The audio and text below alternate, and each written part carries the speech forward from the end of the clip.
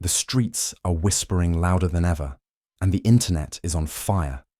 Unfiltered and brimming with secrets that were never supposed to come to light, shocking new audio has emerged. Fans are in disbelief. Families are split up, and King Vaughn's legacy might never be the same. This isn't your typical rap feud. This is more than anyone could have ever imagined. Blood, treachery, and a potential cover-up. Because someone mentions Van's name in this leaked discussion that was purportedly captured only days after his untimely death. A name nobody anticipated hearing. The brother of Durk. Yes, exactly. Social media detectives and anonymous individuals who have been closely examining every moment of that video claim that Lil Durk Move's close friend knew more than they ever said. Fans are now seeking answers as the leak is sweeping around the internet like wildfire. Was it actually a street hit gone awry that led to Van's murder, or has the truth been purposefully hidden? There are a lot of emotions. Trust is eroding. And more than ever, alliances are being put to the test behind closed doors. What actually transpired on the night that Vaughn was killed then? Who was it that was being protected, and who is at last prepared to speak? Hold on tight, because what you're going to hear has the potential to permanently alter the course of events. The sound cut off at 3:13 a.m. like a bullet. It ripped through the night's silence, leaked to an account of infamous rumors. The voice was clear, even if the tape was blurry. None of this was something I intended to happen. It started out urgent and ragged. All I was doing was following instructions.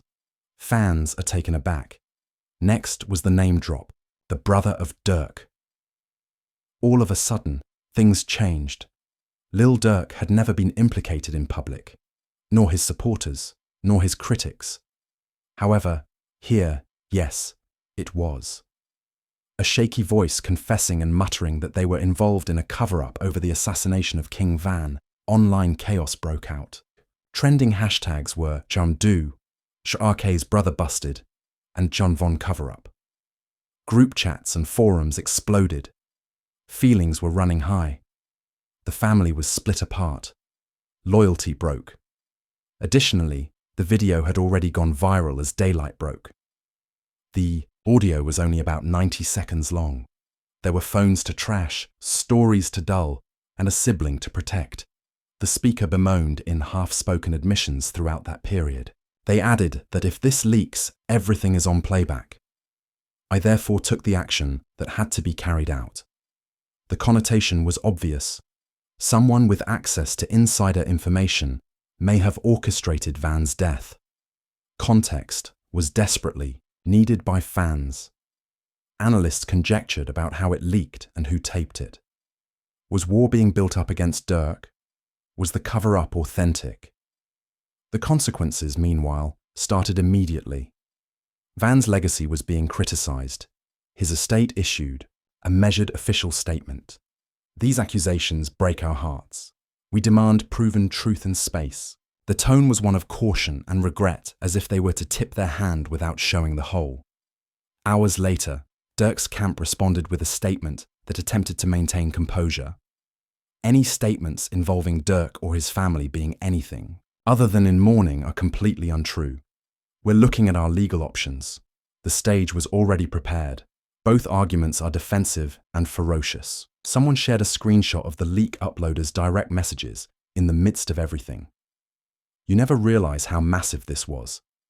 Fans let out a gasp. Had the entire tale been concealed in plain view? A small-time blogger in Chicago stated that the second half of the video was a continuation with more identities and greater pressure as social media fell apart. According to the blogger, Durk's sibling isn't the only one. Someone high up, someone from the label. It was a ridiculous claim. The clip then fell. It compounded the drama and was dubbed Audio Leak 2. There were dangers now. Whispered demands were heard. There was terror as well as guilt. The press went around. Debates were sparked by coverage akin to reality TV. Was it all influence? Was the culture being played? Or did the monsters of family and fame collide with this actual tragedy? A live stream was broadcast by one outlet, Disintegration. The reference to a place, West End, at 2:30 a.m., stood out among the 100 times we've listened to this tape. By then, I had left. It was recognized by fans as Van's final known location. The breadcrumb had been discovered by conspiracy theorists. Gatherings, unlike rallies' shadow vigils, started in the meanwhile. Candles were lit in the O-Block neighborhood. A temporary painting featuring King Vaughan and the slogan, "Truth over Tourism," was erected. "You deserve our voice" was skillfully scrolled beneath it. It sounded both protesting and pleading. Meanwhile, the leak's magic continued to operate, reminding the world that King Vaughan's narrative was far from ended, even after his death. Sources whispered, tempers rose, and calls were placed inside the family's exclusive offices. People were physically instructed not to speak to the media at all, and were admonished to be quiet. Durk was not reachable. Some claimed he was over the leak, while others claimed he was in mourning seclusion. Anger, betrayal, and tears are all intertwined in one knot. The family was split between those who firmly felt Durk was innocent and others who trusted the leak. In a group communication that was released, we hear one insider voice. They went on, "You want to hide a body? Hide it behind money and grief." However, this leak tore the veil off everything, reverberating like a punch through group discussions. The first twist was a simple, quiet tweet from a verified account that rarely speaks. Not everything is as it seems. It was cryptic. Some people ignored it, but insiders saw it as a sign that someone was aware of the story, someone with knowledge. Was it Vaughan's family, Durk's, or someone from the label? The uncertainty only fueled more speculation. So, where does this all go from here? Someone who claimed to be close to Durk posted on a forum that they were preparing a response video. It's not a documentary, but it's coming. The transcript, which was released just before midnight by a burner account with only 3 followers, was 6 pages long and marked with the words, "For legal use only." No one knew where it came from, but once fans got their hands on it, chaos broke out again. The opening line, "I don't want to say anything, but they made me." That one sentence set off a digital firestorm. The speaker is still unidentified, but it is assumed that they are close to the F. Camp started to piece together a timeline, minute by minute, moment by moment. And this time, he didn't just mention Durk's brother. He mentioned an address, a timestamp, a burner phone, and then the most damning line yet. "Clean it up before they get to it." Fans thought the nickname was for Durk's brother D, but Dang's death in 2021 raised more questions. Was this a baseless accusation, or was there someone else entirely hiding behind it? Some thought it was for a different D. Durk, another family member, was kept out of the spotlight, and social media detectives were working feverishly to piece it together. Instagram stories were being combed, old tweets were being re-examined, and every blurred face and backstage photo was now a suspect. However, the real bombshell came halfway through page 3 of the transcript. "We had to make it look like a retaliation, not an inside thing," the speaker remarked, after a 3-way communication between Atlanta, Chicago, and Vegas on the night of Van's death. 3 locations, 1 occurrence. Fans were shocked to learn that this wasn't just a random street fight. Rather, it was planned, orchestrated, or covered up by those close to Vaughan. The theory split the fan base in 2, with the diehards on one side claiming it was all a deep fake, an online hoax intended to destroy legacies and split the community.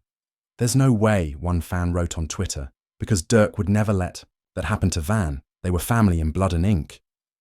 Others weren't so certain, but we all saw how quickly things became quiet, and another wrote about how the cameras were pulled and how no one close to Vaughan actually filed charges. A cousin of King Vaughan posted a blurry screenshot of a text message purportedly sent by someone in Durk's circle on Facebook saying, "Leave it alone." We were told to stop asking questions, but now the truth is screaming louder than ever. Or was he getting ready to reply? Without answers, suspicions spread like wildfire, with one Chicago writer with connections to local law enforcement saying on Twitter, "Let's just say certain agencies are listening to the same leaks. You didn't hear this from me." You guys are huge fans. If accurate, it would indicate that federal authorities were aware of the leaked tape. The stakes had recently shifted from a music industry scandal to a criminal probe, if they were involved. Members of Van's inner circle started to speak up at the same moment. A close buddy left a mysterious remark on social media. We were faithful to the wrong people. Van didn't die for clout, another person said plainly. Now that their stillness had been broken, the agony was leaking out like poison. One of the most poignant moments occurred when Van's sister Kayla deleted a thread that began with the words, "They tried to keep me quiet." It was followed by a string of pictures, including an old FaceTime photo of Van, a blurry photo of a text, and a handwritten note that contained just 4 words. He knew too much. In less than 2 minutes, the tweet vanished, but screenshots were already going viral. In Atlanta, the drama came to a head. A live program called Cover Up or Cloud Chase was broadcast by a nearby radio station. Callers came in, some blaming Durk, some defending him. One of the hosts, a former industry executive, said, "I've seen it before. When money moves faster than grief, people do dark things to keep the business alive." Yet one caller caught our attention. A woman's voice trembled as she said, "I was at the studio that night. After the call, the atmosphere shifted, and nobody has ever spoken the truth again." Her voice lingered on the radio for hours after she returned to Chicago, but no one was able to verify who she was. Another twist, a surveillance camera tape. That seemed to show a group of men barely taking a hard drive out of a studio space, but the surface was hazy and Loris was present. The date stamp indicates that the alleged cover-up meeting took place on the same evening. The fans went crazy. Zooming closer, one YouTuber asserted that one of the men had Durk's cousin's build. Others weren't persuaded. "Anyone could be this," the skeptic remarked. However, the timing was too good to pass up. Offline, tensions started to rise. The word snitch was spray-painted on an Atlanta mural of King Vaughn. The fans were furious. The following day, a large group of people came to repaint it and leave flowers. One fan informed a local reporter that he passed away too soon, and now he is dying with his truth. However, one individual had yet to speak, Durk, and someone inside his team said that silence was about to end because Durk allegedly sat down for a film chat the following day. The lighting in the room was low. Lil Durk was seated in a simple white hoodie with his hands clasped in his lap, his eyes sleepy, no jewelry, and no background music. There was only one camera and no entourage. The video was simple, unpolished, and perhaps too intimate. He said, "I don't usually talk like this," in a low voice. The video appeared on Durk's private website without warning. "But you guys have been saying too much and it's time I say something." No trailer, no hoopla, no Instagram announcement. The Truth That Hurt Me, a 27-minute film, was simply there, and admirers flocked to the link as soon as it went live.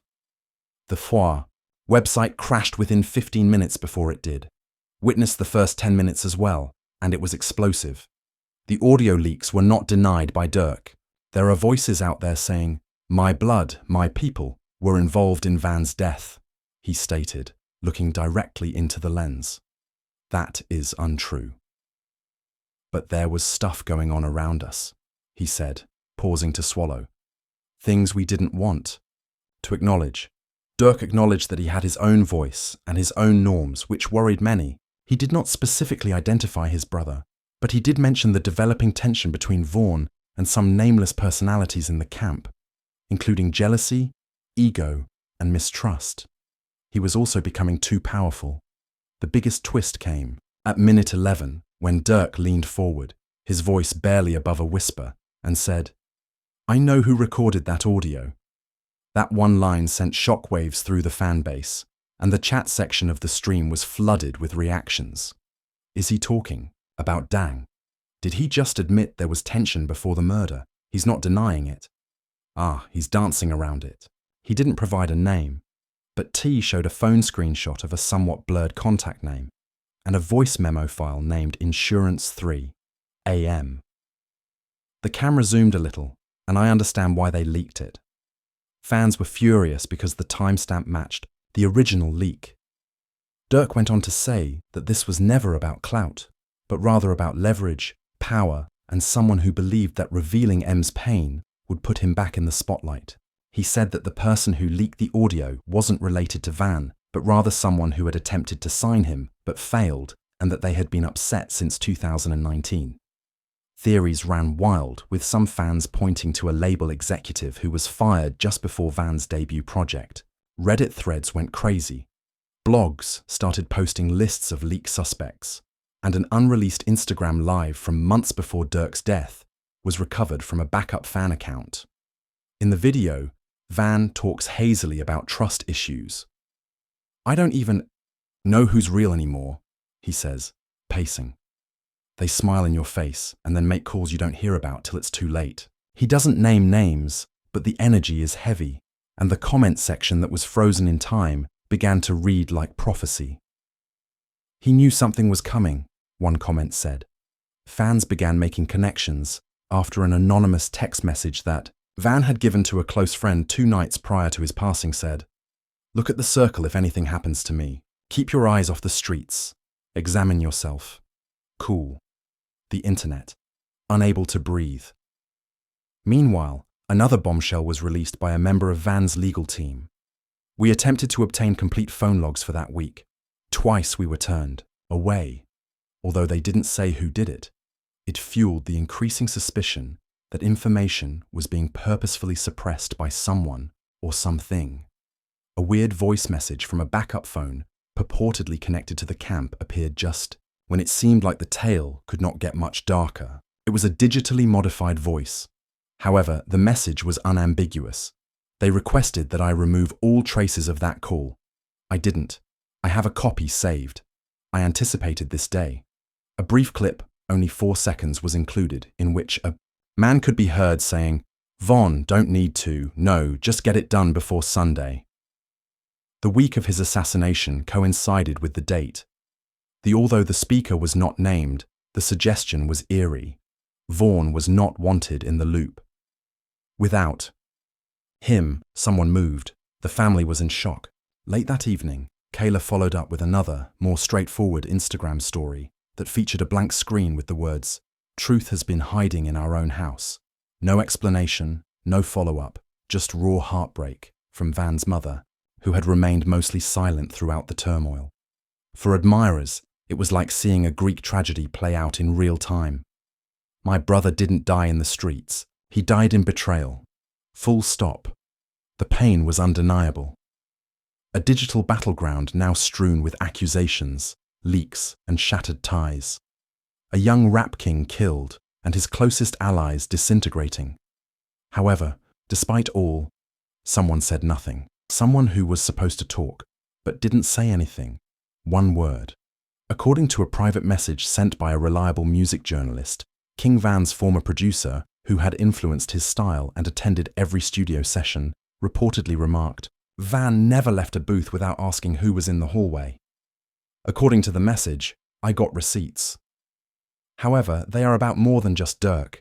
They are about what actually transpired in that hotel corridor and who ordered everyone to stop. Fans, get ready. Was the truth about to be revealed?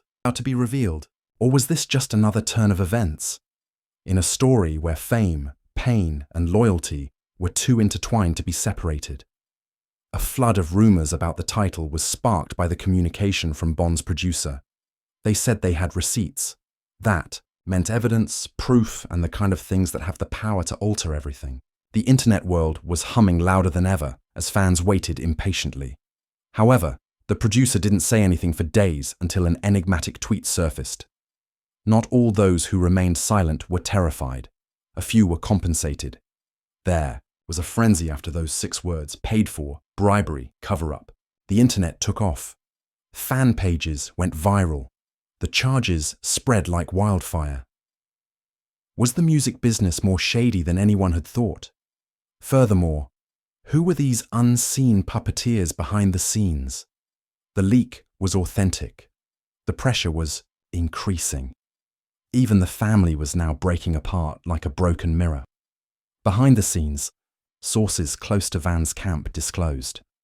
Family conflict had broken out from arguments. There were yelling fights about loyalty, according to one insider. A few wanted to file a lawsuit. Others pleaded for quiet. It was unsightly. It hurt. The family was split between people who wanted the truth to be known and those who were afraid of what it may do to the legacy they wished to preserve. Dang, Durk's brother was still only mentioned in passing in the narrative. The name was mentioned, but it was never seen. According to friends, he had gotten caught up in business decisions that he didn't fully comprehend. Others asserted that he had been duped by influential people in charges were made. He was referred to as a scapegoat. Some referred to him as the secret to the entire plot. Complicating matters further was a leaked text exchange between Dethang and an unidentified Aave executive. Again, there was no context, but fans quickly saw the connection when it said, "We're going to have to erase some things before this blows up. Trust me." The drama extended to appearances in public. Durk's boss appeared uneasy when questioned about the leak in a recent interview. He hurriedly stated, "We're focused on music, not rumors," before ending the conversation. Although Durk's camp was silent, the media could smell blood. Another shock followed. An unnamed whistleblower posing as a former ATF official got in touch with a well-known podcast that reveals secrets about the rap industry. The whistleblower described a complex network of power struggles, contracts, threats, and manipulation. In a long interview, Durk and Vaughn weren't the only ones involved. This was larger than the streets, they said. It has to do with control. By depicting an empire based on shaky ties and broken promises, this incendiary interview fanned the flames. Fans started to doubt everything. The public personalities, the friendships, the music. Was it truly a family or merely a company where loyalty had a cost?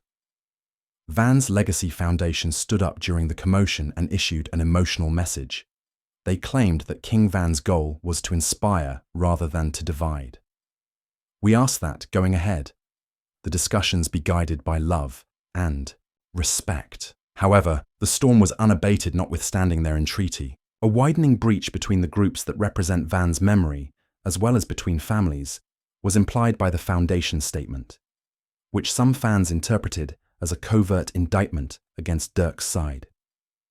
There were a lot of arguments on social, media, timelines, leaked calls, and casual remarks were all combined by conspiracy theorists to create outlandish hypotheses. Some even speculated that someone within IFE planned Van's assassination in order to take advantage of his growing star status. The family conflict intensified. In a rare instance, Durk was accused of stifling truth for financial gain by Van's cousin, who challenged him on social media. Durk's answer was a mysterious line from a song about Tupac's. "They can't feed the hungry, but they have money for wars." Supporters argued about whether this was a diversion or an admission.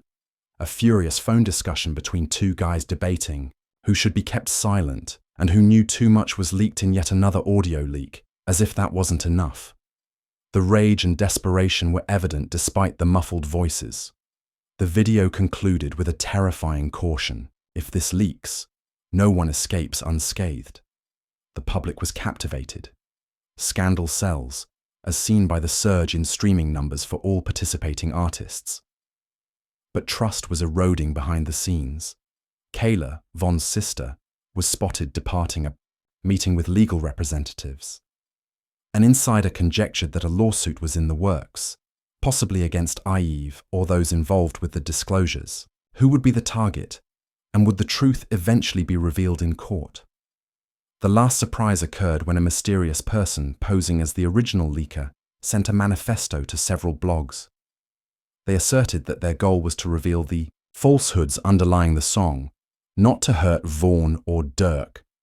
They pledged to make further evidence public unless the sector issued a public apology and accused it of using suffering as currency. Fans were split between those who feared that all they cherished about their idols would fall apart and those who wanted to see all the cards on the table. The tale as a whole had evolved beyond a simple murder mystery. It was a tale about power, treachery in the family, and the negative aspects of celebrity. One thing became evident as darkness descended on the metropolis that gave rise to the drama. The tale was far from finished. Rap has been rocked by the turmoil involving Durk's brother and the explosive cover-up of the Vaughn murder, secrets hiding in the shadows, voices that will not be suppressed, and families ripped apart. Fans will find everything they want in this story: heartbreak, betrayal, and startling discoveries. However, one question still stands in the midst. Of all the charges, leaks, and cryptic messages, will the whole truth ever be revealed? Or will everyone be caught in a vicious circle of suffering as this complex web of deceit and allegiances continues to spin? The fact that no one is unaffected is evident. Fans are still looking for answers after the family was split up and emotions ran high. From Durk's painful, unvarnished confession to the enigmatic every item, even the terrifying new audio clips and whistleblowers, only serves to fuel the flames. It's your time now. What do you believe actually occurred that evening? Who do you think is being honest? Is just another corporate ploy? Or is this a real cover-up? Please share your opinions in the comments section below. Your best opinions are what we want to hear. Don't forget to hit the like button, subscribe, and ring the bell if you want to be informed of every new development in this incredible story. Believe me, with tales like crazy,